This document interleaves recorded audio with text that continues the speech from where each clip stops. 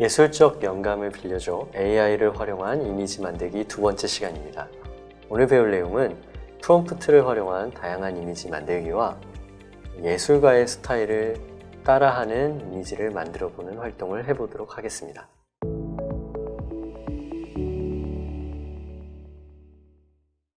오늘 여러분과 주로 활용해볼 플랫폼은 빙 이미지 크리에이터입니다. 지난 시간에 여러분들 이미지 크리에이터를 활용하는 방법들을 대략 배우셨을 텐데요. 오늘은 프롬프트를 통해서 이미지를 어떻게 하면 잘 만들 수 있을지에 대해서 좀 더 구체적으로 알아보는 시간이 될 거예요. 여러분, 이런 이미지를 만들 때 여러분들이 좀 유념하셔야 될 건 무엇이냐면, 여러분이 프롬프트를 얼마나 차곡차곡 쌓느냐에 따라서 나오는 이미지의 수준이 달라질 수 있다는 것입니다. 그래서 여러분들이 이미지나 이런 미술 시간에 많이 배운 용어들이 있을 거예요, 여러분들이. 그 용어들을 프롬프트에 적극적으로 활용하시면 좋을 것 같습니다. 그런 예들을 보여드리도록 해볼게요. 먼저 프롬프트에다가 사모예드라고 하는 개가 있어요. 사모예드. 이런 걸 입력했을 때 좌측처럼 그림이 나옵니다. 이해되시죠? 그런데 우리가 이제 처음 이미지를 배운 친구들은 이렇게 그냥 단어 하나만 입력하는 경우도 많고 간단하게 입력하는 경우가 많아요. 그런데 이제 여러분, 이렇게 하면 재미가 없잖아요? 우리가 어떻게 하면 재미를 줄 수 있을까? 이런 방법들이 있습니다. 여러분, 미술 시간에 아마 다 들어보셨을 거예요. 유화 작품이다, 수채화 작품이다. 들어보신 적 있으시죠? 유화는 뭔가요, 여러분? 영어로는 오일 페인트라고 하죠, 오일 페인트. 유화 물감을 사용한 거고요. 수채화는 여러분 수채 물감을 쓴 거죠. 여러분 아시다시피 수채화는 여러분들이 초등학교 때부터 굉장히 많이 해봤을 거예요. 수채화는 어떤 겁니까? 물을 섞어서 그런 이제 깨끗한 느낌을 주는 그림이 이제 수채화인 거고, 유화는 물은 많이 안 쓰죠. 물은 거의 안 쓰고, 유화 물감 특유의 이런 두터운 느낌을 표현하면서 계속 발라가면서 칠하는 거잖아요. 그런 것들을 키워드로 넣었을 때 지금 보시는 것처럼 똑같은 사모예드라도 전혀 다른 느낌으로 출력이 될 수 있다는 것입니다. 한번 테스트를 해볼게요, 여러분. 네, 구글 창에서 빙 이미지 크리에이터를 검색하시면 됩니다.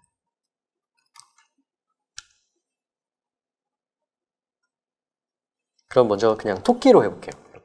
사모예드로 예시를 드렸었는데, 제가 만든 사모예드를 그대로 하실 필요 없고 여러분들이 좋아하는 동물 아무거나 한번 그냥 만들어 보겠습니다. 저는 토끼라고 입력을 하고 만들기를 해볼게요. 네, 그러면 이렇게 토끼의 이미지가 기본적으로 이렇다라는 것들이 나오죠. 그런데 이제 아까 어떻게 했습니까? 토끼인데 유화로 프롬프트를 추가를 했을 때 느낌이 어떻게 달라지는지 한번 볼게요. 유화를 사용했더니 여러분 보시면 이제 유화 물감을 터치한, 유화 물감으로 이제 붓을 터치한 느낌이 지금 보이시나요, 여러분? 네. 이런 부분들을 차이를 느끼실 수 있을 거예요. 아까 사진과는 좀 다르죠. 그래서 유화로 하니까 꼭 옛날 명화 느낌이 많이 나죠. 고전 명화 작품들의 유화를 많이 쓰기 때문에 좀 익숙한 느낌이 드실 거예요, 여러분. 반면에 이제 수채화로 해볼게요. 여러분 꼭 토끼로 안 하셔도 됩니다. 수채화를 사용하면 어떻게 될까? 아까 말씀드렸듯이 수채화는 이제 물을 많이 섞어서 빛을 조절하죠. 밝고 어둠을. 수채화를 보시면 이렇게 여러분 아까 이렇게 물감이 덧발라져 있는 그 느낌이 아니라 물감이 이제 섞여 있으면서 약간 물기 있는 느낌이 보이시나요? 여러분 이제 감이 오시죠? 프롬프트를 어떻게 만들어야 될지 몇 가지 예를 좀 더 살펴보도록 하겠습니다. 이번에는 여러분 디지털 아트라는 개념이 있어요. 이건 뭐냐면 이제 실제 이제 그리는 게 아니라 컴퓨터 그래픽으로 이제 만들어내는 것이 디지털 아트죠. 그러니까 우리가 이제 손으로 직접 그리는 걸 이제 아날로그라고 하는데, 디지털은 이제 컴퓨터상에서 구현하는 그런 그림들이죠. 디지털 아트라고 했을 때 어떤 느낌이 드는지 확인해 봅시다. 근데 아마 궁금한 친구가 있을 거예요. 디지털 아트랑 수채화랑 동시에 쓰면 어떻게 되나 궁금하신 친구들이 있을 텐데, 이거는 이제 이 딥러닝에는 이제 가중치라는 개념이 있습니다. 어떤 거에 더 중요함을 부여할 것인가인데, 이거는 이제 내부적으로 딥러닝이 결정을 하게 돼 있거든요. 처음에 이제 만든 사람이 어느 정도 정해놨을 수도 있고 우리가 수정할 수도 있습니다. 이런 경우에 이제 한쪽을 선택하거나 가중치가 높은 쪽을 따라가게 돼 있어요. 일단은 지워주고 만들어 보도록 하겠습니다. 디지털 아트는 보통 컴퓨터로 만들기 때문에 굉장히 이제 고해상도의 그림이 나올 가능성이 높아요. 고해상도라는 거는 여러분 화면을 굉장히 확대해도 깨지지 않고 아주 선명하게 보일 수 있는 그런 것들을 말하죠. 보시면 굉장히 섬세하게 표현되어 있죠. 그러면서 약간 이런 그림 같은 경우는 약간 조명이 독특한 색상을 지금 뿜어내고 있죠. 청록색 조명 같은 것도 보이고, 네, 이런 식으로 아주 세밀하게 표현된 것들을 보실 수 있을 거예요. 이렇게 만든 그림 중에서 이제 마음에 드는 것들이 있으면 저장하는 방법들은 이제 다운로드 한다는 거 말씀을 드렸었고요. 여러분들 이런 저장한 것들을 조금 이따 어떻게 관리하면 좋은지 말씀을 드리도록 하겠습니다. 지금은 일단 여러분이 마음에 드는 것들을 다운로드 받는 걸 해주세요. 이따가 이것들을 이제 갤러리로 정리하는 것들을 말씀을 드릴게요. 그러면 이런 것들만 될까요? 당연히 아니죠. 여러분 미술 시간에 배운 것들을 적극적으로 활용해 보세요.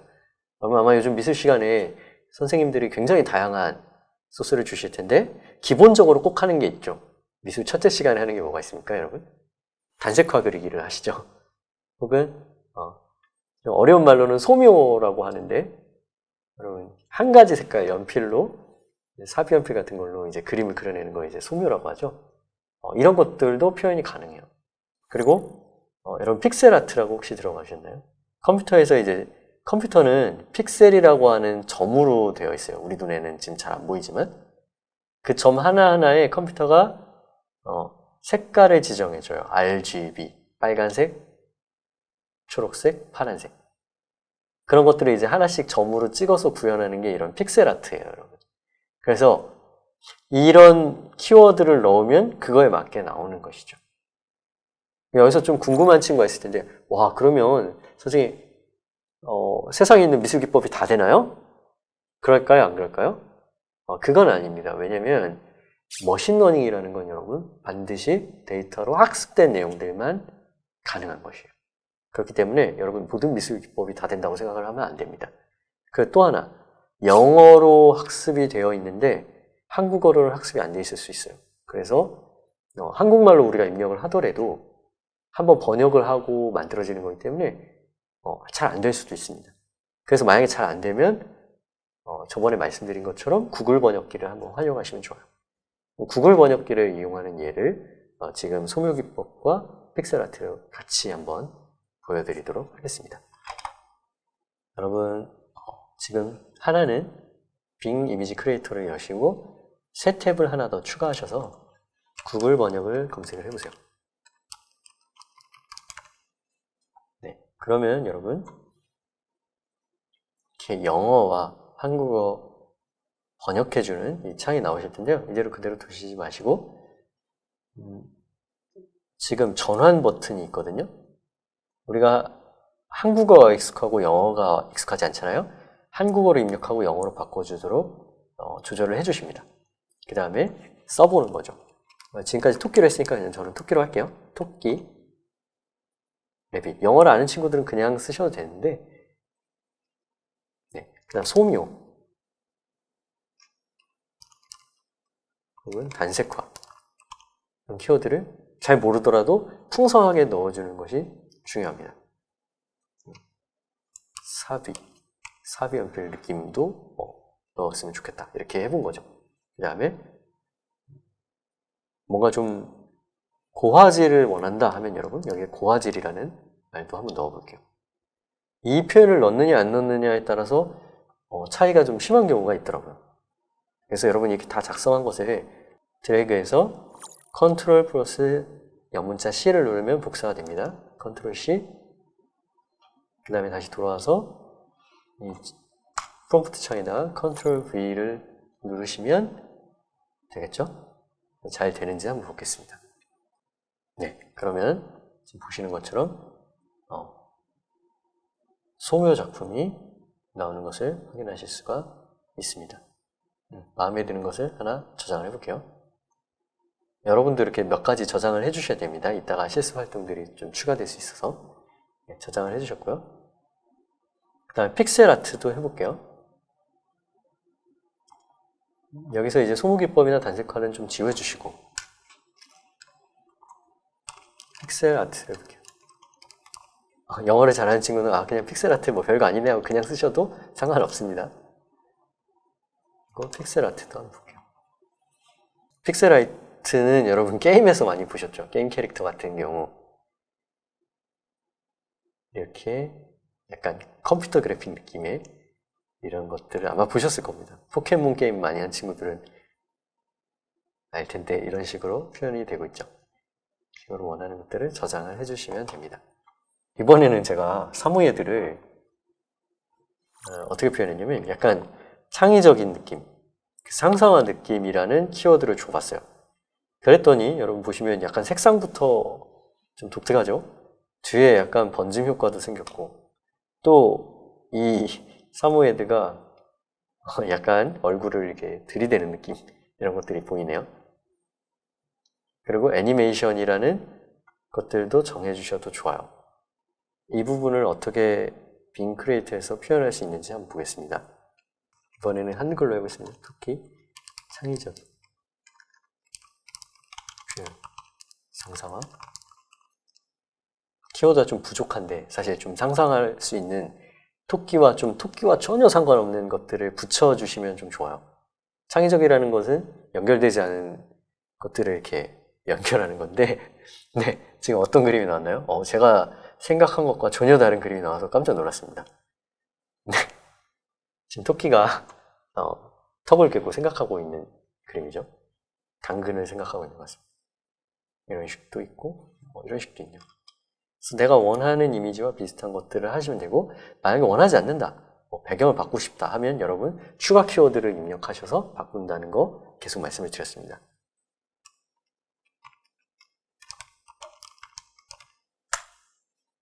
네, 이렇게 하면 약간 만화에서 볼 수 있는 캐릭터 형태로 바뀌었죠. 이런 식으로 해주시면 될 것 같아요. 자, 그 다음 여러분 시간을 잠깐 드릴 테니까 지금까지 선생님이 말한 키워드를 좀 조합하셔서 여러분들이 여러분만의 작품을 만들면 좋겠어요. 기왕 여러분이 인공지능을 활용하시잖아요. 그렇기 때문에 평범하게 만들 수 있는 이미지보다는 여러분들이 좀 일반에서 볼 수 없는 아주 독특한 내용들을 가지고 이미지를 창작해 보시면 좋을 것 같아요. 저는 노을진 들판과 사무예드 거기에다 이제 자전거를 탄다는 키워드를 부착을 했습니다. 그랬더니 이렇게 자전거를 타고 있는 사무예드가 나왔는데 여러분은 훨씬 더 재미있는 것을 많이 뽑아낼 수 있을 거라고 생각을 해요. 그런데 여러분 여기서 또 하나 말씀을 드릴 건 뭐냐면 여러분 지금 사무예드가 자전거를 타잖아요. 그런데 인공지능이 지난 차시를 들은 친구들은 알겠지만 손가락이나 이런 표현들을 잘 못하는 경우가 있어요. 그래서 자전거 태우기를 하시면 자전거랑 다리가 뭐 붙는다든지 이런 약간 기묘한 그림들이 나올 때가 있습니다. 그래서 여러분 인공지능 그림으로 좀 재밌는 것들은 보통 아주 여러 번 시도해서 뽑아내는 경우가 많습니다. 그리고 여러분 이미지 크리에이터 말고 좀 더 좋은 툴 같은 경우에는 이제 그리지 말아야 할 것 조건을 줄 수 있는 툴들도 있어요. 그렇게 하면 이제 손발이 잘 안 그려지는 이런 문제들을 해결할 수 있는 툴들도 있다는 것을 아시면 좋을 것 같습니다. 자, 여러분 이제 충분히 시간이 됐으니까 여러분만의 어떤 독특한 작품을 만들었을 거라고 생각을 하고요. 두 번째 활동으로 들어가도록 하겠습니다.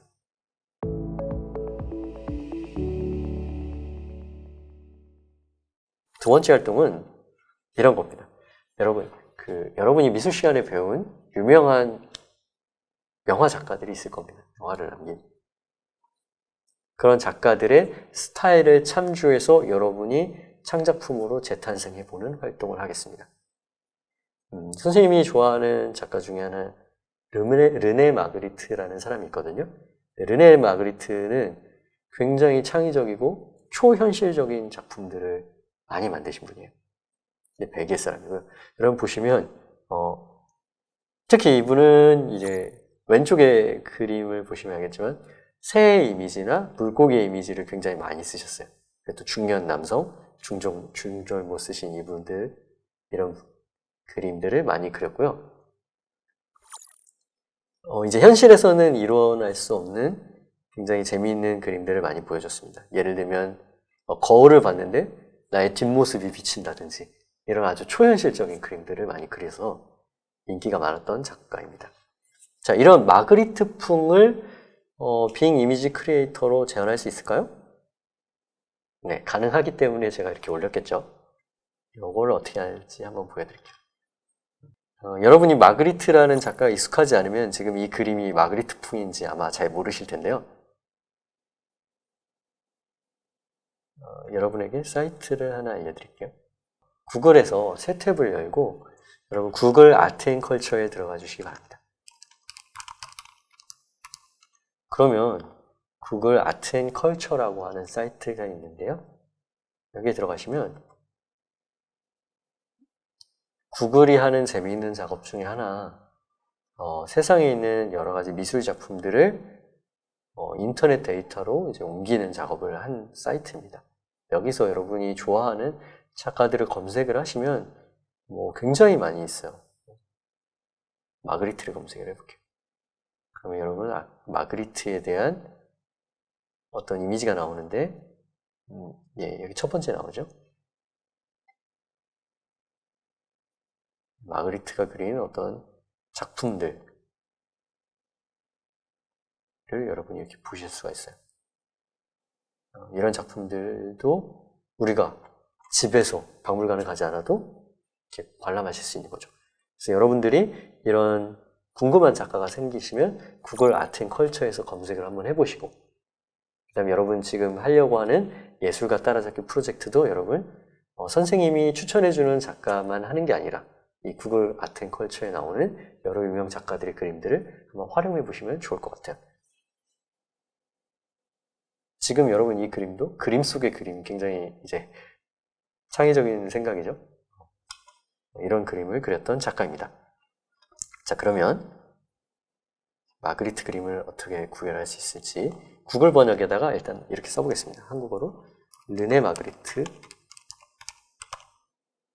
쓰고요. 왜냐면 마그리트를 잘 한국말로 했을 때 못 알아들을 가능성이 있기 때문에 제가 영어로 하는 거예요. 그 다음에 중절모를 많이 사용했죠. 그 다음에 토끼로 하겠습니다. 토끼. 비둘기를 굉장히 많이 썼고 들판도 많이 그린 적이 있으십니다. 이런 키워드를 가지고 한번 만들어 볼게요. 그래서 복사한 다음에 정말 예술가의 화풍 느낌을 낼 수 있는지 한번 볼게요. 여러분 아마 르네 마그리트에 관심 있는 친구들은 이게 굉장히 재밌고 약간 어떤 느낌이 있다 정도의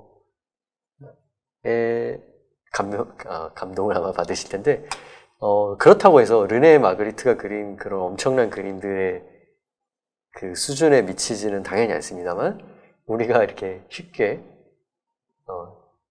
내가 가진 소재랑 결합해서 위인들의 작품을 만들어 볼 수 있다는 게 상당히 재미가 있는 것 같아요. 그래서 저는 지금 보니까 이 작품이 굉장히 마음에 들어요. 실제 마그리트가 그린 그림 중에 이제 얼굴이 없고 중절모가 떠다니는 이런 느낌의 그림들도 있거든요. 그래서 이렇게 저장을 해볼게요. 여러분이 이제 이런 것들을 배웠기 때문에 좀 더 상상의 나래를 펼치실 수도 있어요. 예를 들어서 마그리트는 당연히 그 시절에 우주에 대해 몰랐기 때문에 우주를 표현할 수 없었겠지만 만약 마그리트가 우주를 표현했으면 어떻게 했을까? 이런 것들을 상상해 볼 수 있는 거죠. 또 다른 작가를 해보겠습니다. 여러분.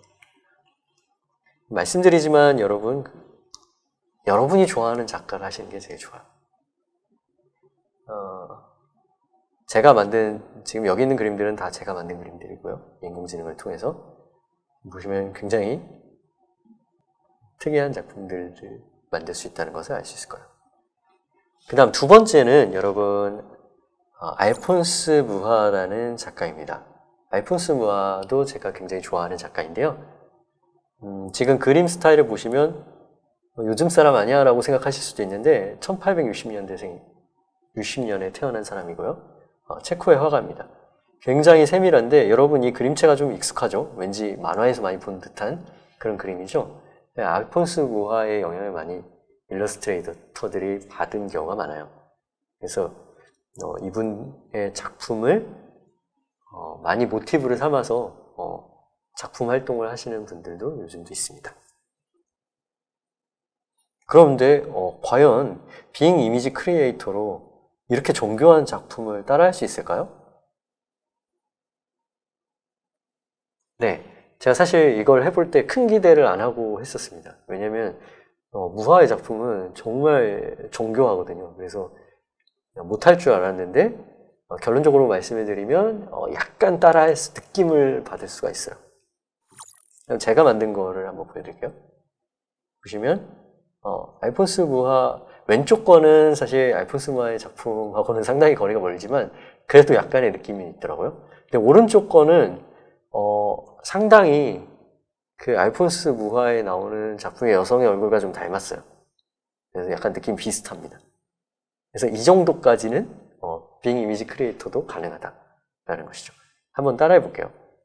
저는 어떻게 했냐면 알폰스 무하 스타일, 그 다음에 알폰스 무하가 주로 쓰는 게 이제 원형 테두리를 그리고 여기다 이제 꽃 문양의 화원을 이렇게 다는 스타일을 많이 썼어요. 그래서 그거를 했습니다. 원형 꽃 문양이라고 표현했는데 요거보다 좀 더 좋은 표현이 있을 것 같긴 하지만 아마 영어로는 헤일로라고 표현하면 조금 더 잘 될 거라고 생각이 듭니다. 한번 만들어 볼게요. 구글 번역에 가셔서 알폰스 무하 스타일로 할게요. 알폰스 무하 스타일이고 여성으로 하고요. 그 다음에 원형 꽃 무늬고 헤일로라고 해볼게요. 이 정도로 해서 한번 만들어 보겠습니다. 여러분 근데 가끔 이상한 이미지가 튀어나올 수 있습니다. 얘네는 사람이 아니고 인공지능이기 때문에 그런 점도 좀 감안하고 해보시면 좋을 것 같아요. 네, 그렇게 했더니 여러분 이런 식의 이미지가 나왔죠. 네, 완전 똑같진 않지만 그래도 무하의 작품을 좀 보신 분들은 약간 얘가 흉내내려고 했구나 라는 느낌을 아마 받으실 수 있을 거예요. 네, 이런 식으로 다운로드해서 확인을 하실 수가 있습니다. 이건 좀 상당히 독특하네요. 네. 실제로 무하가 이제 여신을 많이 그리기도 했거든요. 그래서 이런 작품들도 약간 유사하게 표현한 것을 볼 수 있습니다. 여러분들이 좋아하는 작가를 이용해서 그 작가의 스타일과 그리고 또 내가 주는 키워드를 활용해서 재미있는 작품을 만들고 창의적 영감에 날개를 더했으면 좋겠습니다. 감사합니다.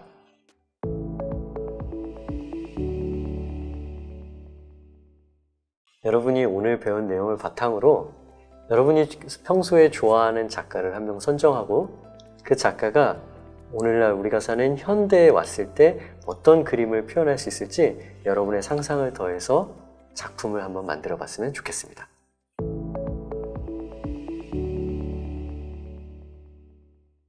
예술적 영감을 빌려줘 AI를 활용한 이미지 만들기 두 번째 시간을 마쳤습니다. 이미지 생성에 활용하는 다양한 프롬프트들을 알아봤는데요. 유화 스타일 혹은 수채화 스타일 등 다양한 그림 방식을 프롬프트로 넣었을 때 그에 맞는 그림을 만들어준다는 것을 확인했습니다. 그리고 이미지 생성 AI를 활용하는 여러 가지 아이디어들을 살펴보았는데요. 여러분이 좋아하는 예술가를 구글 아트 앤 컬처 등으로 확인해 보실 수 있고 거기에 맞는 주제나 소품을 바꾸어서 나만의 창의적인 스타일을 모방한 작품들을 만들어 볼 수 있다는 것을 배워보았습니다.